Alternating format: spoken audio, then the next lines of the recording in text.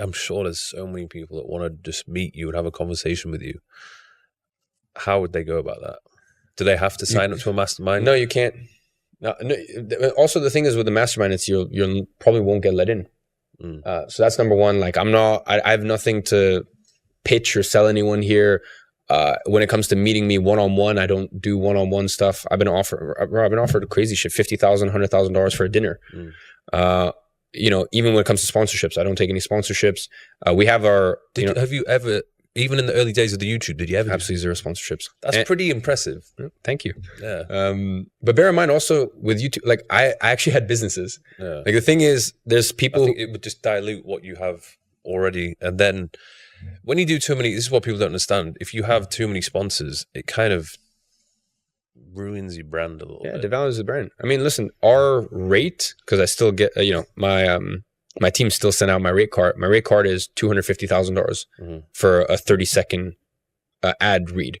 And the funny thing is, we've had dozens and dozens of companies because they know that if they're the person that gets me with millions and millions and millions of followers and subscribers and this and that, and people know I don't do promotions, so they know how much money they're gonna make. Yeah, stake. Drake advertises gambling, so. And no one even bats an eye at Drake. No one. I've never seen a single. And by the way, like I actually love Drake. I love Drake in terms of I like studying his career, and I like you can have whatever opinion you want on Drake, but for someone to stay relevant that long, whether you agree that you should stay relevant that long, because I think there is a case to be said that have your limelight, have your time, and as I kind of talked about, I think it's when you're on top is sometimes the best time to go out. I think that's the most poetic way to do it. But. Yeah, I haven't seen any bad press or anything about Drake, fucking promoting gambling to tens of millions of people and children and this and that, and, all the streamers and this and that. It's pretty weird when you think about it. No, but if you, and here's the business model of it. This is the crazy thing. You get a base, and then the way that you make most of your money, lion's share of your money, is you get a split of whatever they lose. So think about how fucked up that is. You're promoting something to your audience that for you to make money, they have to lose money. And that's not only just gambling, that's also crypto.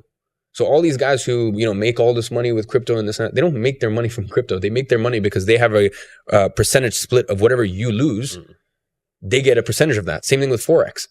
So it's, because obviously they'll advertise, these 10x multipliers, 20x multipliers using leverage and stuff like that. So if you had to pick 3 brands that you would willingly get sponsored by, what would they be? 3 brands I'd willingly get sponsored by, or you would like to affiliate yourself with. Patek Philippe, but they don't do any sponsorships. There's other watch brands I've had offers from of that caliber, but I'm gonna be honest. You're loyal. No, the thing is, listen, I wear Patek. I forgot to wear a watch today, but I wear Patek, I wear Richard Mille, I wear AP. I like tons of different. I wear Omega. I wear Timex.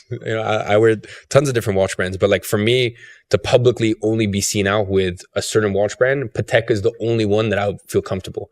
Like Patek's catalog is so vast that I would have no issues with that. So I'd say Patek, Loro Piana. And the other one, I don't know, maybe, I don't know.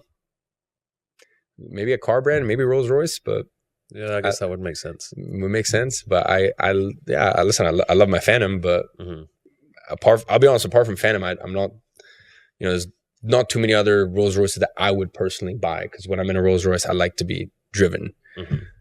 If you're driving, I like something a little bit more. Yeah, I'll zip around in my GT3 or something like that.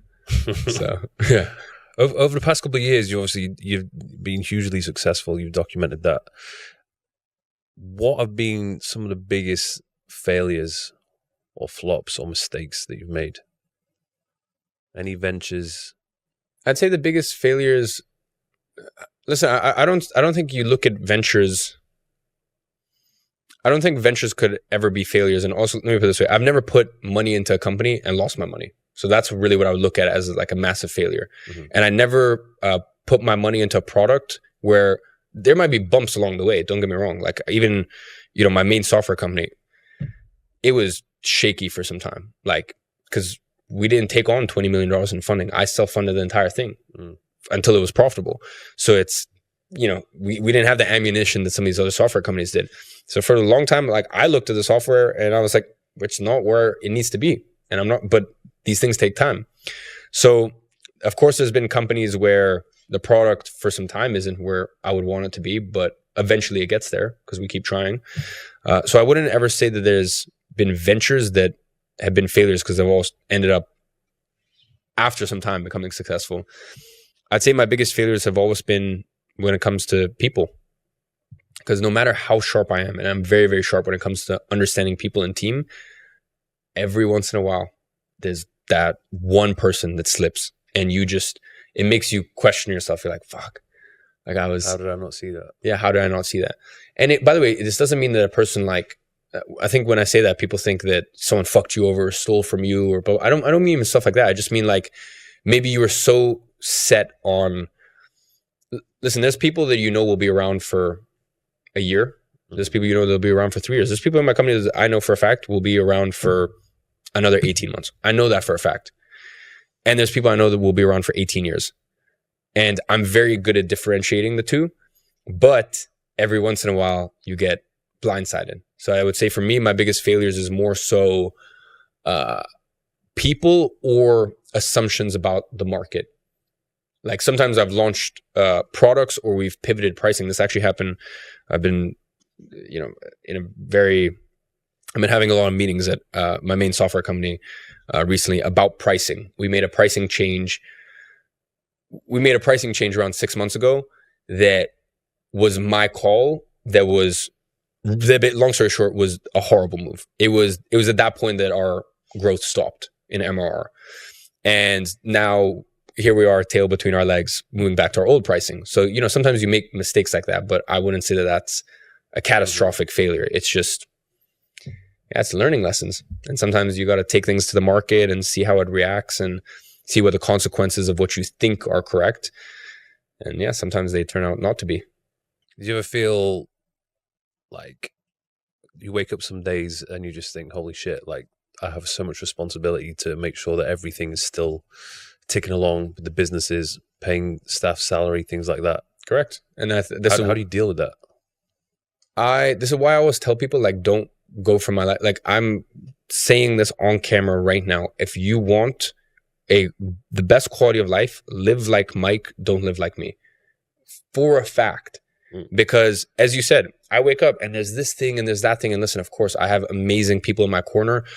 And there's a lot of stuff that I just never have to tend to and I never deal with. You know, there's a lot of corporate stuff that luckily I have great people in my corner. I don't need to worry about a lot of things. You know, there's a issue with what are my assets for my properties. You know, I have people that work for me that have power of attorney. I don't get that call. I don't have to worry about that shit, but you still know it's there, you know, and that's why there's no such thing as passive income, or there's no such thing as, you know, it doesn't matter if you have a family office and a property manager and this and that. There's no such thing as you just buy apartments or properties and they don't give you any headache. It will always give you some headache. Yeah. So that's really all to say that I am very aware that I have a high stress tolerance and some people don't. And because I know that I have a high stress tolerance, I'm willing to take on more things than other people would. And I'm willing to push things farther than other people would. So you're 100% correct in saying that my quality of life is, and I'd say definitely this year, my quality of life is the worst it's ever been because of not only the business, but social media. Like sometimes I hear people talk to me about like, oh, you know, the social media stuff's so hard. And I'm just like, I have zero fucking empathy for them.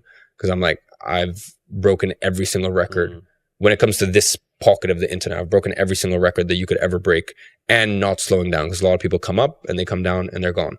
My numbers have stayed the same.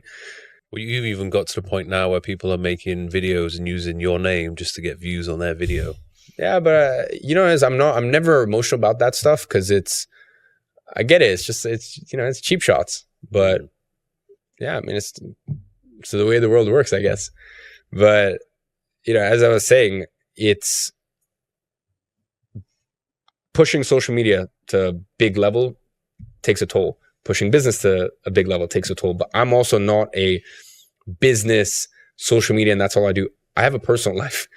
Like, and I live a really fucking fun life and, you know, enjoy myself. So to push and also even athletically, you know, I do crazy shit like running 3 marathons in a week in 3 continents. So, you know, I think all of those things combined, it's definitely a lot on the plate. But for me, I wouldn't want it any other way. Mm-hmm. Do you think in the future you'll move away a little bit from the social media and just focus more on the business? Yeah, 100%. Yeah, definitely. As I said, I think it's social media makes sense in a time and a place. And I think social media, either it makes sense for your business, which at the moment it makes sense for the business. And as I said, most of the businesses that I have social media has no direct correlation on it. And also, I don't really promote ever. Like if you go look at my Instagram, I don't promote. I literally sell something twice a year. That's it. Mm-hmm. There's 2 weeks in the year that I sell. The rest of the year, I don't sell. I don't do any sponsored posts. I don't have any links in any bio. Go look at my YouTube videos. You don't have links in the bio? Bro, go look at my YouTube videos. Damn. Go look at my YouTube videos. You will not find one link on a YouTube video, except for those. So the 2 times a year that I sell, that I actually tell people about my product. Apart from that, go look at my YouTube videos. There's no links. Not a single link. No buy my shit here. Nothing. And I think that's also why I've had such good longevity. You know, I have conversations with people and they tell me, I'm very aware that I could make, even though I'm very blessed and I make more than enough money, I make way more than I need. In terms of business from social media, I can say this confidently from the bottom of my heart, I leave $50 million a year on the table because I don't promote, or I only promote twice a year because I'm not fucking in people's face all the time. But that also, I'm willing to do that because I know I want to have longevity in my career. And, you know, I'll tell you off camera, I think it's weird to like name drop and shit like that. But the celebrities that are like raving fans, I'm talking the best athletes in the entire world that are raving fans that hit up my DMs. And I know it wouldn't be like that if 5 times a week I'm like, yeah, guys, so buy my this thing or buy my that thing. And when I do sell, that's the other thing. When I sell, I try to make it entertaining. Like I try to like at least like spice it up or try to, make it fun for people. So, for now, social media makes sense. But at a certain point, I think it's definitely something you have to step away from. Yeah, I wouldn't want to be like some of these YouTubers who've been on YouTube for 15 years and they're just trying to stay relevant. Yeah. At a certain point, I think it's with football. Even I see certain football. Sometimes I look at footballers and I'm like, I know it sucks to retire at 35, and I know you love this game, but you would just be the biggest fucking badass if you just pulled the plug now. Yeah. Like if you're like at the top of your game, but you know what direction it's going in and you pull the plug, I just think that's like the most like baller thing ever.